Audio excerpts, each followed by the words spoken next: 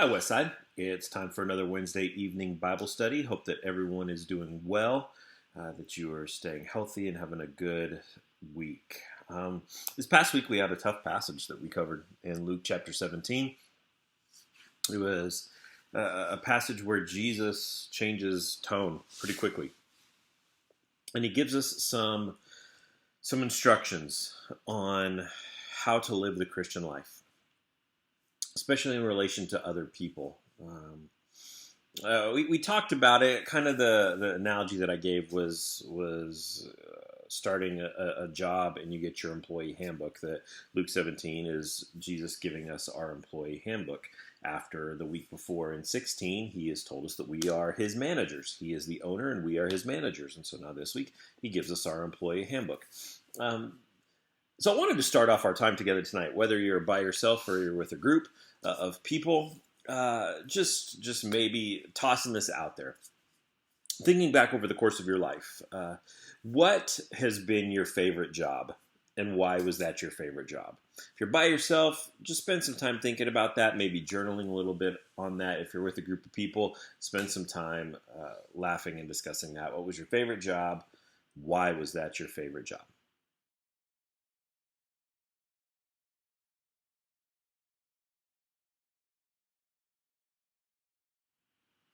All right, so now we're going to turn the page on that. What is your least favorite job and why?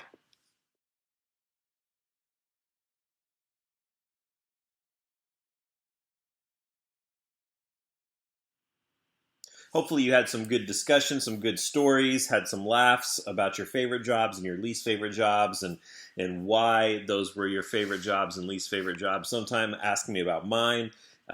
It'll take a lot longer than we have tonight or that we would have in just a couple moments. But would love to share that with some of you sometime if you even cared. All right, so in this passage, Jesus gives us the or else. We talked on Sunday how as a parent when you really want to get a message across that this is important, you throw that or else on the end, and it doesn't even have to you don't even have to tell them or else what. It's just or else. In this passage, Luke 17, Jesus gives us an or else. Why do you think he changes his tone so quickly? He goes in chapter 16 to telling all these parables to now he just, his tone, his attitude, his demeanor quickly changes in the same conversation. Why do you think he changes his tone so quickly?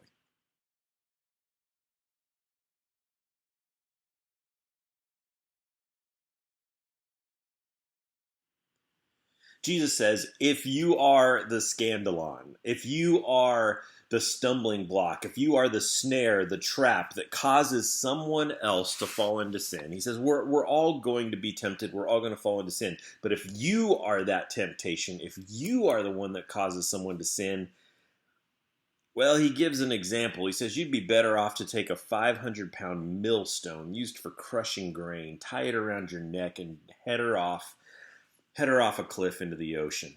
Walk out and take a long walk off a short pier. So when he says this, when he says if you're going to cause someone else to sin, if you're going to be the temptation, if you're going to be the cause of someone else falling into sin, it would be better off for you to just throw yourself into the ocean and drown. Is he being literal or is he being figurative? And either way, why make such a descriptive statement? Spend some time thinking and journaling on that or discussing it with your group.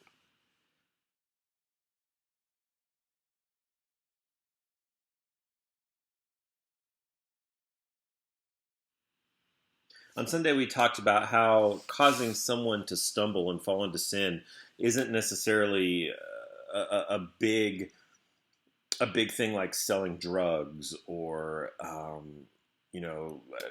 taking someone with you to rob a bank. We gave three specific ways where you can cause someone to stumble with the advice that you give them. If you're not giving godly advice and you're leading them, advising them in a way that's counter to Scripture and to the teachings of Jesus. In your actions, the things that you're demonstrating to people, and in your attitude. I talked about that for me. Um, my hardest one is the attitude. Uh, I tend to, at least I hope to think that I tend to give, good advice, biblically sound advice when I give advice to people that I'm consulting with, that I'm counseling with, to my children, to my friends and family when they ask for it. I tend to think that my actions, I would hope, are not causing anyone else to stumble. But my attitude is where I struggle sometimes. Uh, which do you struggle with most? Advice, actions, or attitude? Which of those do you think is your biggest struggle?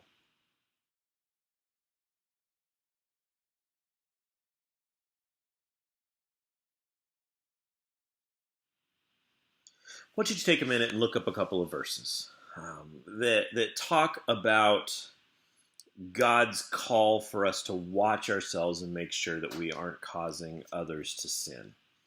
As you read these verses, I want you to look at what guidance they give to help us be aware that we're headed in the right direction and not causing others to stumble. Take a minute and read Psalms 139, verse 23 and 24.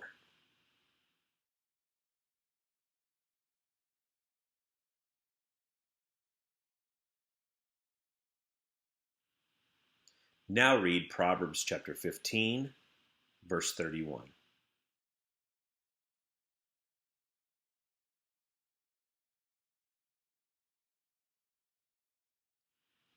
Now read Proverbs chapter 27, verse 6.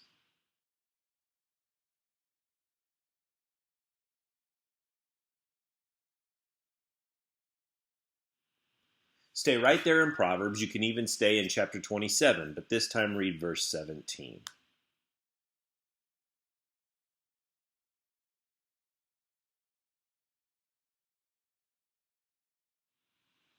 Which of those passages really jumped out at you? Which of those passages really spoke to you, and why?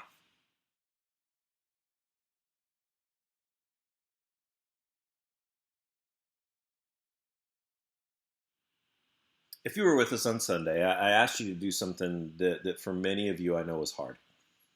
I asked you to think of a name of someone who had really hurt you, someone who had deeply wronged you, someone for whom you harbor deep resentment and bitterness. How hard was it for you to think of a name? Did it come to you instantly? Did you instantly know who that person was? Did you have to think about it for a while?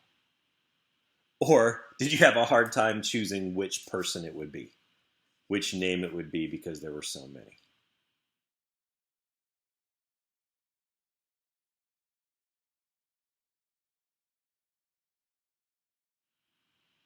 Is there anyone who you think that if they were asked that question, that their name would be you?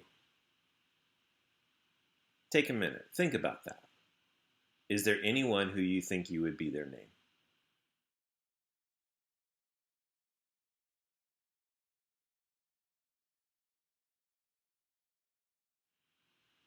I want to do something a little different with the rest of our time tonight. We're going to stop the the online version here. I want to ask you if you had someone who you think that you might be their name. Take the rest of your time, either by yourself or in your group, and write them a letter. Write them a letter telling them that you're sorry, asking for forgiveness, and not in the way that we talked about the other day, where hey, I'm really sorry, I messed up. Here's why. Just tell them you're sorry, and if you have the courage, give it to them or mail it to them. Hope that you have a great rest of your week. I hope that that is healing for many of you as you continue on this prayer that God would uproot the bitterness of your life and toss it far out where it can't grow any further or even be seen. Have a great rest of your week. We'll see you on Sunday.